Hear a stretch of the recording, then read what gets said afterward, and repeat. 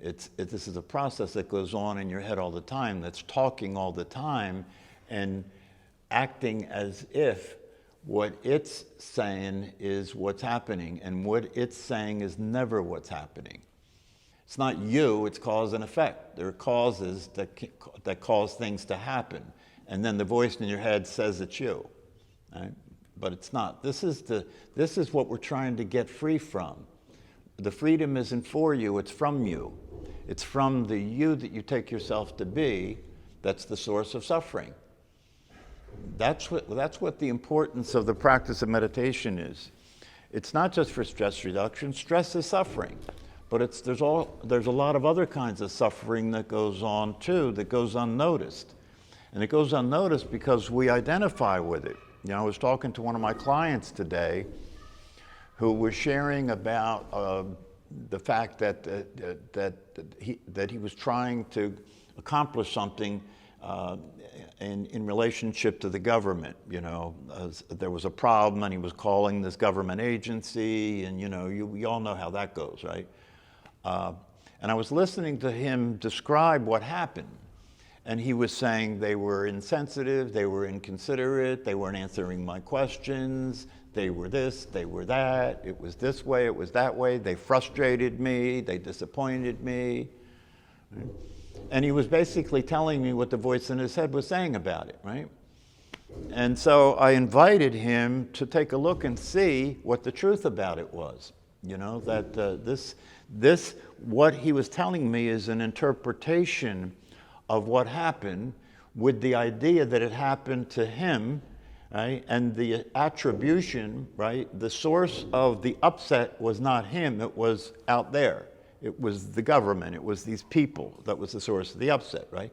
So once you're deep into the lie, you know, once you get deep into the lie, you don't realize you're setting yourself up to have a relationship with life and everybody else and the world itself that's a conflictual relationship. Because if what causes your stress, if what causes your fear, if what causes your frustration, what causes your anger is out there, right? And you keep telling that story to yourself, right? You're creating a life of suffering. You're literally creating a life of suffering, because upon examination, it's simply not true. If you slow down and take a look at that thought activity, right? It keeps producing the idea that there is an entity that these things are happening to. And that's just simply not so. It's not real. It's inauthentic. It's not real. And when you start to pay attention to that and you start to realize that your identification with that voice and your identification with the idea that you're this person that voice keeps generating, right, is the source of constant suffering, source of physical suffering because it causes headaches and digestion and, you know, all the other sources of dis-ease, right? It creates a state of dis-ease. You know, you're not in ease, you're in a state of dis-ease, which means that there is constant conflict, constant pressure, constant stress, constant agitation. Has the body be in a constant state of being under threat, which means that the two biggest things you'll be doing with your energy is escaping or attacking. If you're experiencing being under threat all the time, the two biggest things you're doing with your energy is trying to get away from it, right? Or trying to get rid of it. Neither one will work because they're founded on a lie. They're founded on a lie. You know, this is something that is so embedded in the experience that people are having. It's so embedded in the experience that you really have to deal with it with patience, and you have to deal with it with persistence and diligence.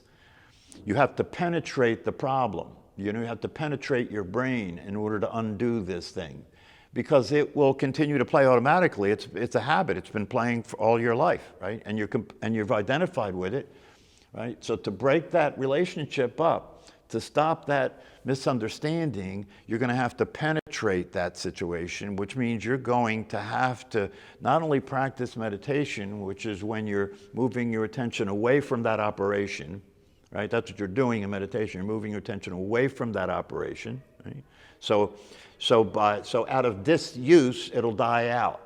Out of disuse, it'll die out. If you stop using the illusion to live your life, you stop using the idea that you're a physical body and a personality, if you stop using that illusion and you start to discover the possibility of trusting the truth, which is that you're the experience, you're the awareness, you're not what's happening in the experience, you're not what the awareness is aware of, you're the awareness and the experience. That's where the freedom is, that's where the peace is, that's where the satisfaction is. But in order to experience that, you have to break the habit. And that's what the practice of meditation is about, breaking the habit. And that's also one of the reasons why I say, I don't think I've ever said this, but I'm saying it now.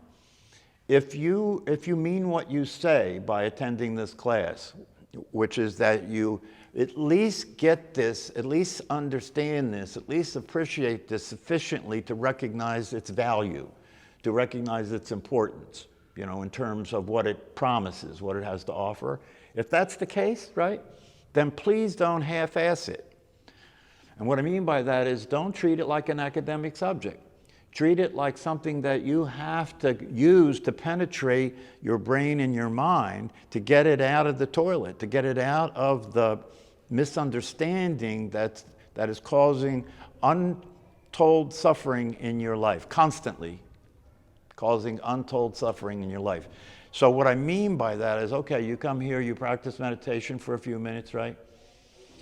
But if you understand what I'm talking about, then the goal of this class is not for you to come here and practice meditation for a few minutes. It's for you to establish a meditation practice, to start to do this on your own. And in order to do that, you have to develop an appreciation for it. You have to develop a love for it. If you just do it like you're going to just do it out of pure self-discipline, you're just going to force yourself to do it, that's not going to work. You have to get to a place with this where you understand it and you have an appreciation enough for it that you want to do it. You're motivated to do it. You don't have to make yourself do it. You're motivated to do it. And that's one of the reasons I started recording the talks in the class and putting them up on YouTube, right? So if you're really going to do this class, if you're really going to take this class seriously, you should be listening to these talks on YouTube. Why? So there's more penetration of the problem, right? Because the talks are designed to shine light on the problem, you know, to have you look and see, right? To have you look and see what the truth is in terms of what's going on in the mind and in the brain all day long. That's resulting in suffering. That is resulting in suffering. What do I mean by suffering? I mean that the thought activity that goes on in the mind is an activity, and it's an activity that's based on core beliefs that aren't true. It's based on one core belief that's not true, which is that what you are is this identity, this self-image that gets generated in thought. That's a core belief that's not true, that what you are is this identity that gets generated in thought. Once that happens and you buy into it and you practice being that, such that you don't know that you bought into it and practice being that, you take it to just be the way things are, you believe in it, and you therefore are relating to thinking like you're doing the thinking. Just like relating to raising your hands like you're raising your hands. You know, you're not raising your hands, you're not thinking, you're not doing anything. And all of what you have going on in your mind about that you are is an illusion that's killing you. See, here's the thing. When you deal with situations that have the potential to stir up a lot of emotions, right? And there's a lot of situations for all of us in life like that, right? When you deal with situations that have the tendency to stir up a lot of thought patterns, right? Defensive, aggressive thought patterns, resisting thought patterns, reactive thought patterns, rejection thought patterns, right? Yeah. Once you get into that modality and you're in the suffering mode, now you're telling stories about this problem, you're telling anybody that'll listen about this problem, about how it's causing you suffering and it's unfair and, blah, blah, blah, all that stuff, right? And that story just continues this whole process of generating this illusion and this identity and so forth and so on. The reality of it is, right, yes, it is the case that we have to deal with what's happening, okay? And the reality of it is, through meditation and through developing understanding of how the brain and the mind works and how it's been conditioned in a way that's dysfunctional, right? Because you develop an understanding of that, you practice getting out of that mode, right? That when these things start to happen, you catch it. You don't log on, as I have said in the past, right? You catch it, that a program is running now that's trying to pull you into this crazy reality, this crazy mental state, right? So you catch it, so you don't go there, right? And so because you don't go there, and the emotions and the reactions are no longer involved in what you're going to do, right? Now you're free to act in a way that will be effective in dealing with what's going on, right? Engaging the working mind. Yeah, you're using your mind to take action with the clarity of what you're seeing. You can see what you're looking at instead of have the glasses of upset on looking at it, right? And because you can see what you're looking at, and then you understand the process that goes on. So the truth be told, if there's things that come into your reality that challenge you and you need to deal with them, you can either deal with them upset or deal with them calmly, right? If you deal with them in an upset way, on the other side of what happens, whatever it is, whether it's successful or not, you'll still have dealt with it without being upset. Once you're in a mental state that's fueled by the energy of your emotions, right? You know how that goes. In terms of doing this work in these practices, it's going to take a while for you to even be able to stop it. You know that. When you get angry, when you get upset, especially when you get enraged or angry, upset, especially with the people closest to you, right? You're out of control. You're out of control. And you're out of control, but you can't do anything about it. The mental state is taken your identity, caused you to be it, and now you're acting as an upset mind. You're being an upset mind instead of being what you actually are, which is the awareness. You're the experiencer of what's... If you listen to this, it's so simple and so clear. You're the experiencer of what's happening in your mind. You're not your mind. You're aware of the voice in your head. You're not the voice. If you get things reorganized in a realistic way, right? If you get things reorganized in the way that they actually are, guess what? Things start to work. Things start to work. But first, you have to understand, it's not going to happen by itself. You have to penetrate the fact that you have a program running and you have a brain, right, that has been corrupted. You have a corrupt program. In a computer, if you have a corrupt program, what happens, right? What happens? The computer freezes, right? Program can't function anymore. It can't do what it's been designed to do. It's even worse for us because if you have a corrupt program running in your mind, it doesn't just freeze. It might freeze, but it goes into a reactive process. If your computer did what your mind does, right, when the corrupt program started to run, your computer would slap you in the face. Because that's what happens with the mind when it starts running a corrupt program, right? It starts torturing you. It starts causing you to be upset. It starts causing you to suffer. The thing that's interesting when you really start to see things as they are is it starts to become apparent that life works. You don't. It does. My domesticated pets have never come to me and complained about life. If you watch them, they're just being in life. Life and them are in a perfect relationship all the time, right? It takes a human being to separate yourself from life and start saying life is doing this to me. That's insanity. That's insanity. So that's what's available in terms of coming out of that condition. It's a condition. It's a condition. It's a state. It's a mental state. It's an emotional state. It's not a state of being. A state of being is free. A mental state is not free. An emotional state is not free. A conditioned personality is not free, right? But your true nature is free. Your true nature is open, receptive, relaxed, calm, happy, satisfied, enjoying the experience of being alive. Why? Because you stop fighting. You stop fighting. You stop fighting your own mind, you know? You know, one of the things about this is that you have to understand is I'm not suggesting that you go to war with your mind. That'll be a failure. You will lose that battle. You cannot go, it's like Mooji says, don't get into a street fight with your mind. You'll lose, right? The way to deal with your mind is to not give it attention. If you don't give it attention, it will run out of energy because your attention is energy.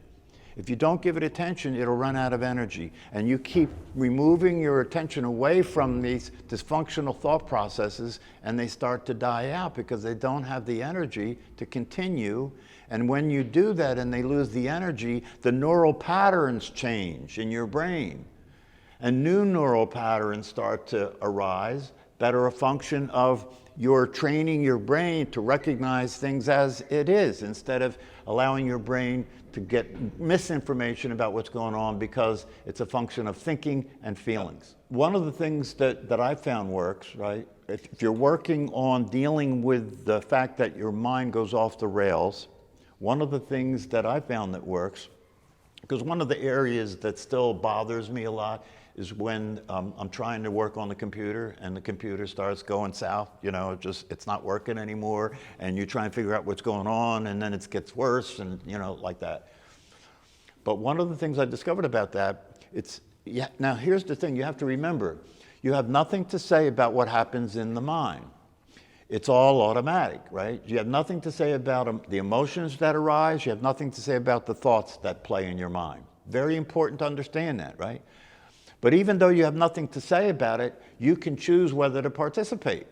That's the key, right? That's the key. You're the source. The mind is not alive. You are. The mind doesn't have awareness. You are the awareness, right? So what you can do whenever you find yourself in situations that you're having difficulty working with the computer or whatever, right? Soon as you realize that the mind, that you're in a reactive pattern, right? You can start feeling the annoyance, right? And you start having the thoughts like, I want to break this computer, right? Soon as you notice that, right? Stop and take your attention and go move it to something either neutral or pleasant.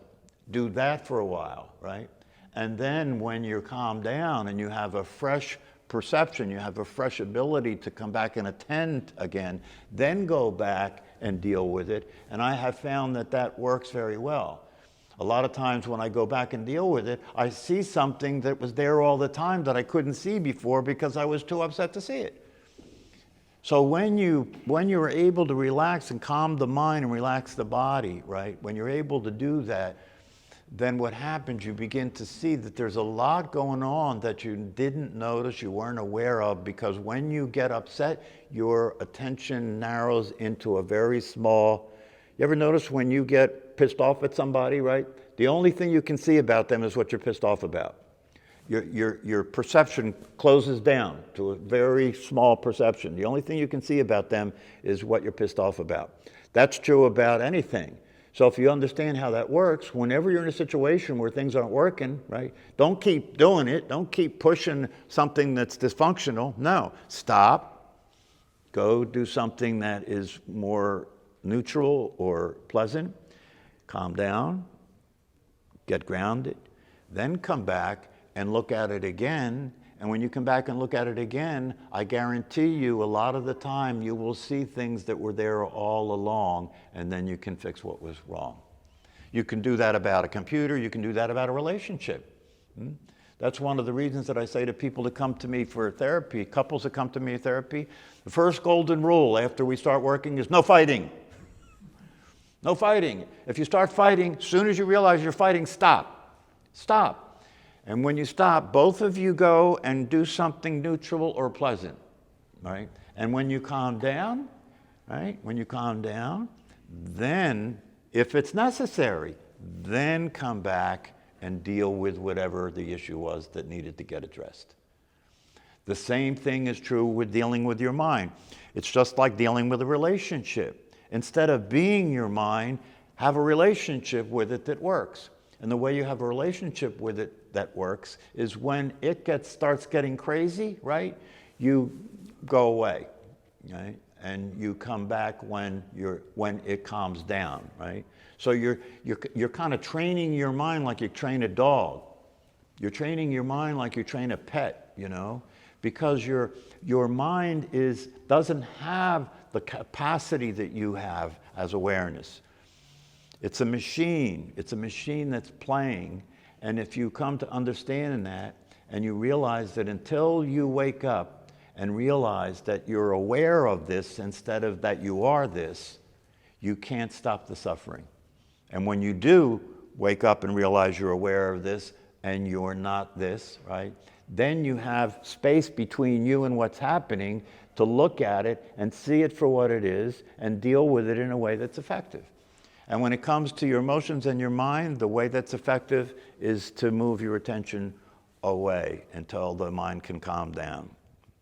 If you get good enough, if you've practiced enough and you have learned enough about how all this works, right in the middle of craziness, you can remove yourself from identifying with it so that you can do what works in spite of how crazy the mind is. You don't have to even go away for a while. It can be as crazy as it wants to be, and you're not using that to deal with the situation. You're not using that to deal with the situation because you know that you are not that. And you can look at the situation, you can be angry, you can be upset, you can be disappointed, and still see what's needed to do that will work and do it. That'll save your marriage. Start to penetrate the mind, start to penetrate. You know, this personality business is like an appendix. Your personality is like an appendix, right? You can have your appendix out and it doesn't do anything because it was not necessary for the operation of your body. That's why it's called an appendix. So your personality is like an appendix. You can't remove it like you can remove an appendix, right? But you can stop identifying yourself with it, which is the same thing as removing it when it comes to an appendix. Because if that appendix gets infected, right, it can kill you, right? If you believe you're your personality, right, you're dead. Please understand that. If you believe your personality and you're living your life as a personality, you are not alive, you're dead. Because you're allowing something that's not alive to be what you are.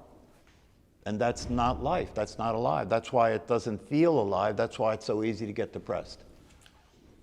When you wake up and you start to experience things as they are happening, right, it's exciting. Life is exciting, right? No matter what's happening, it's exciting, right? But when you're living in your head and you're identified as a personality, right? Life is a dreadful thing, you know, it's something that you're trying to get through every day, you know, and it causes people to end up asking, why am I doing this? Why don't I just kill myself? And a lot of people do. Suicide rate is going up dramatically, especially for teenagers.